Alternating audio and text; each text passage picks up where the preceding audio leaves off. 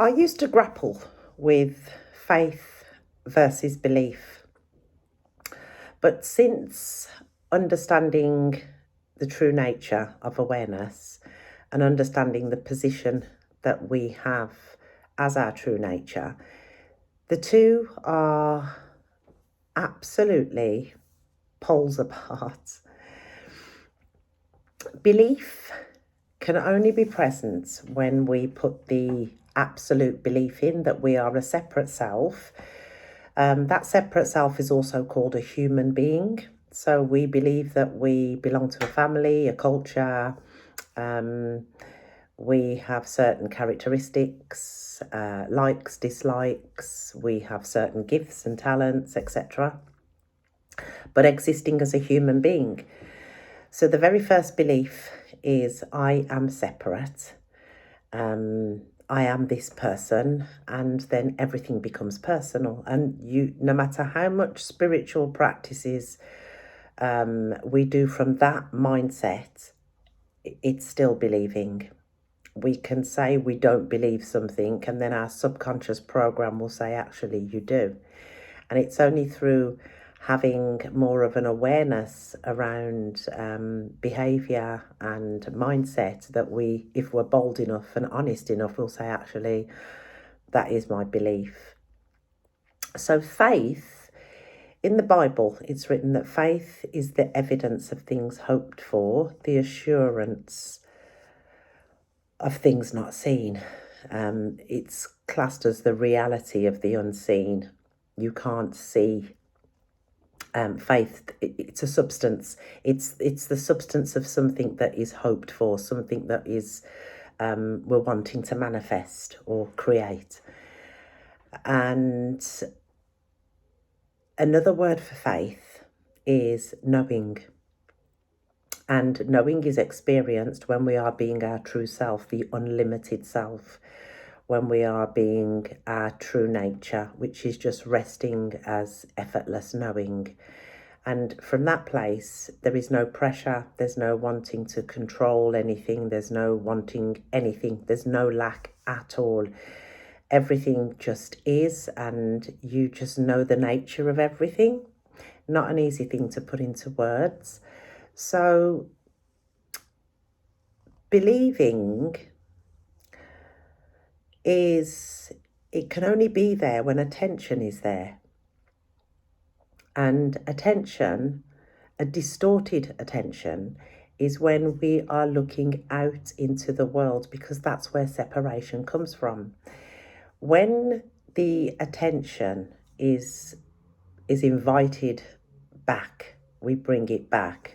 It appears that the gaze opens, we open the gaze, so we take in more, rather than being focused, like I'm looking at the camera, but there's no attention going out to the camera.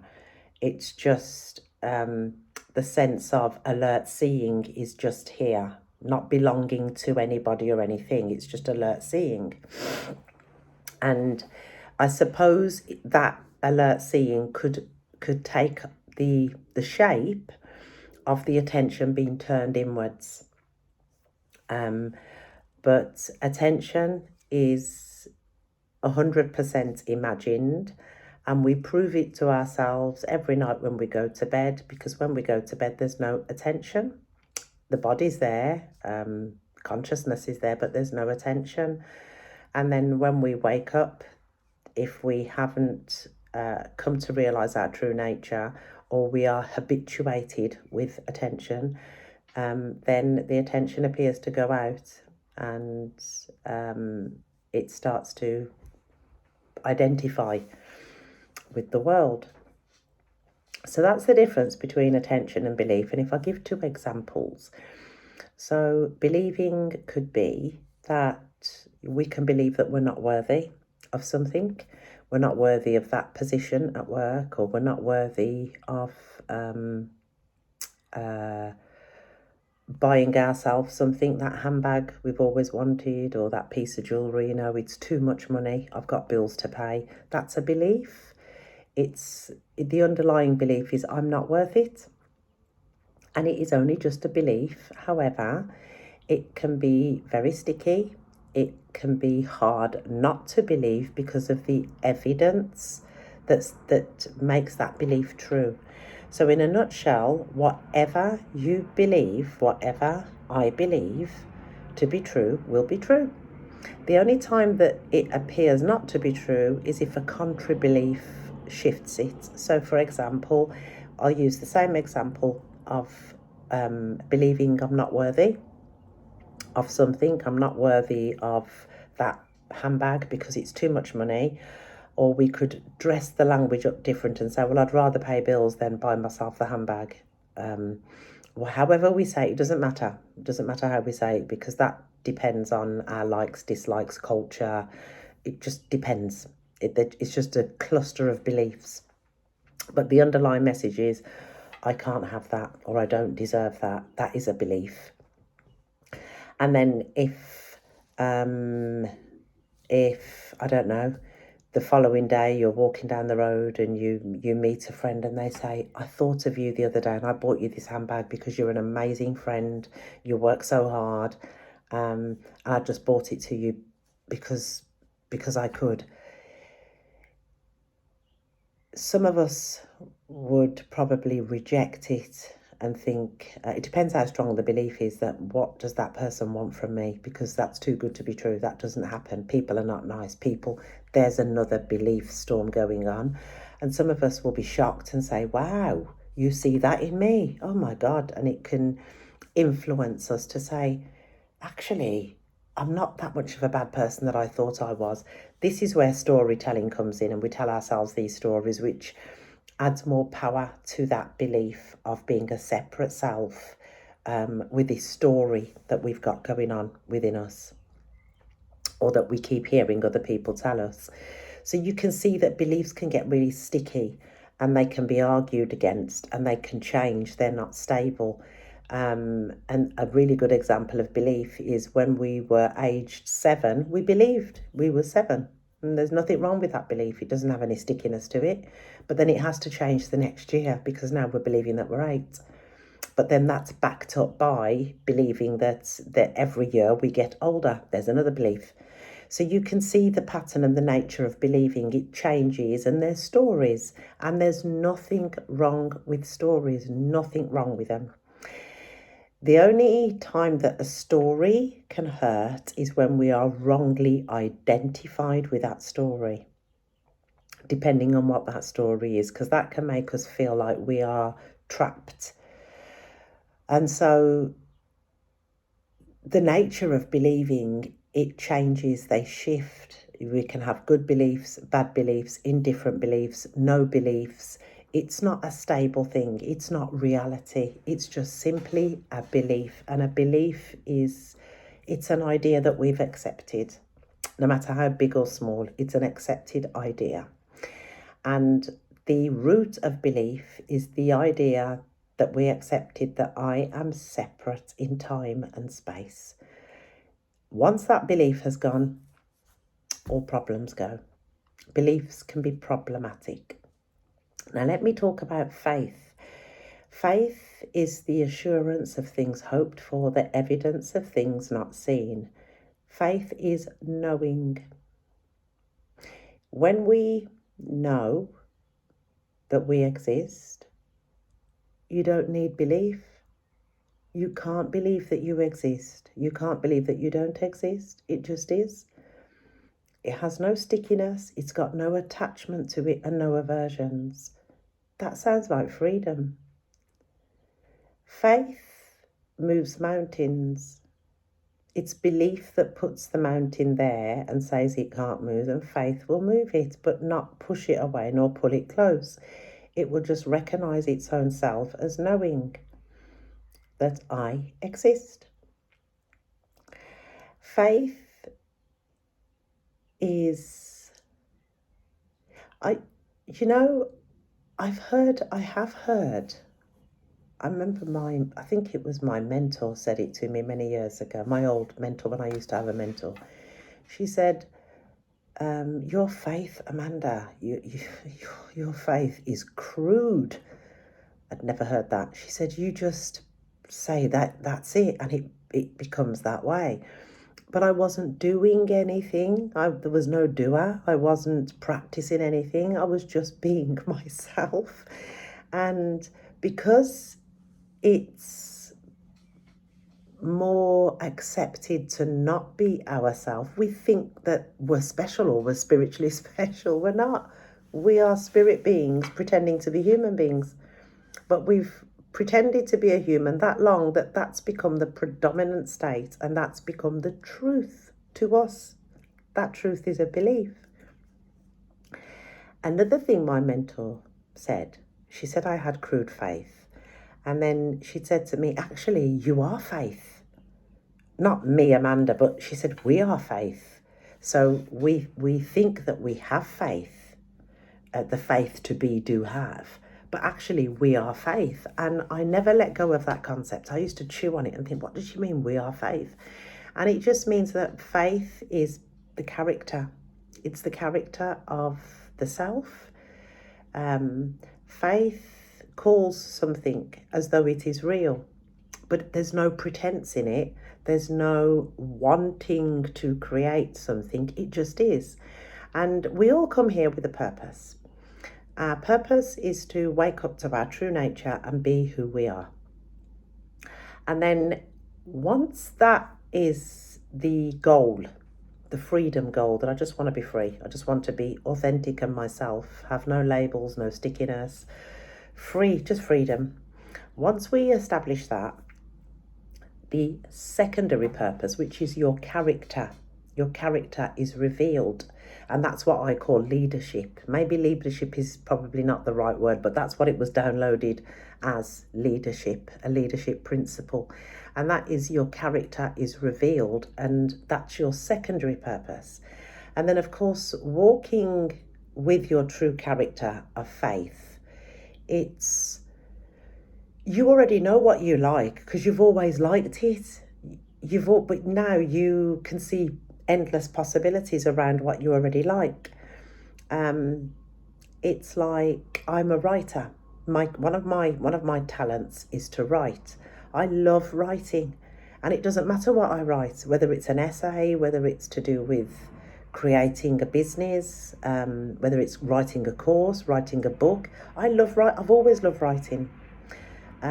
People have actually commented and said my handwriting is really neat because I love writing. I don't rush it, but I can write fast. I love it. It's such a skill. It's a God-given skill. I haven't trained to be a writer. It's such a natural ability. That's just a talent. That's a talent that comes from the place of faith, because I'm not pushing writing away. I'm not holding it close. It's very natural. So that's the talent. So my secondary purpose, or the purpose of the soul, is to write. But I've already been doing it, so I'm already on purpose. And that is true for everybody. Some of us are really good at baking cakes. It's because you're doing that on purpose, because that's your secondary purpose. You come here to do that. How big you do it is how big you can use your faith. And it doesn't mean that you have to start baking cakes for the whole world, or writing for the whole world, or singing or dancing. But if that desire, that's the desire that God puts in the heart. In Psalm 103, it talks about God will give you the desires of your heart. The desire is, it's not desiring to be, do, and have. It's desiring how big you want it. And how big you want it is how big the mind is. So if you bake cakes, but you've always had the desire to bake cakes for a certain type of person. So you wanted to bake cakes for children. You wanted to open up a bakery store and show children how to bake cakes and bring back old-fashioned baking. And then you can provide cakes for the schools and the teachers and the caretaker. Then that's the desire, is to do more. It's always to do more. It's not a desire of lack. It's not, oh, I wish I could. It appears that way to the limited one, the human, who has to believe certain things have to be a certain way and this must happen. It just gets messy. But from faith, you just have that desire to do more. But it's not a pushy desire. It's not because there's no attention there. There's no outward attention saying that I'm lacking and I need to go over there and do that. That's the difference between belief and faith. They both appear in the Bible, and they're both spoken about where if you want to create, you ask, believe and receive. That is the self honouring the limited idea, because we are everything. Like I said in a video that I posted yesterday, the tree, if I could speak to the tree, well, I can if I want to, can't I? But if the tree could talk back, if I said tree, well, it does talk back. It talks back with silence, which is I exist. So I said to the tree, what are you? Or who are you? It says I exist. But the tree can take the shape of, it can believe that it's a branch, but it's not wrong, because it is a branch, but that's not the totality of it. It can believe that it's the leaf. It's not the leaf. That is coming from the beingness of the tree. It's not who it is, it's part of it. And that's how the human game is. So the human is not, it's not discredited. It's not, we got it wrong. You can clearly see, or there's clear knowing that this human game is a game, and we came here to do it on purpose, so that the major purpose, waking up, would be established, would be experienced and then established, because we pretend to be separate and pretend to have problems, and it doesn't feel like pretense, because belief is working. And belief and attention are our two most magnificent, strongest powers. They are beyond the word power. We put everything into attention, everything into belief. That's all of our power goes into it. And that's why we feel lost and stuck, because all our power is invested in something going out. And so when we start to take our power back, we start to understand that I'm not the attention, and there's lots of different ways that we do that. Meditation, there's hundreds of different ways. But we start to bring that back, and we work on our beliefs, I believe I can only create this small thing, and then the mind gets stretched and you think, actually, no, I can create more and more and more and more and more. And that is just, the attention is so little, it's a little dot, and it's really limited. And then we get that attention and we stretch it from making one thing to 10 things, then to 20, to 30, to 50, to 1,000, to 1,000,000. And we're like, God, I own everything. I am everything. I've created everything. And the more that we do that, it's to take the totality until the attention literally it's not even a memory. It's like, I've always been here. It is a fantastic game that we're playing, and this is just to encourage you. Teaching comes through this vessel very easy. There's no one to teach, but respecting the human game, because I'm still part of it, fully in this human game. Just, there's no identification, there's no Amanda doing anything. What is supposed to be lived out through this body mind will happen, whether I believe it or not.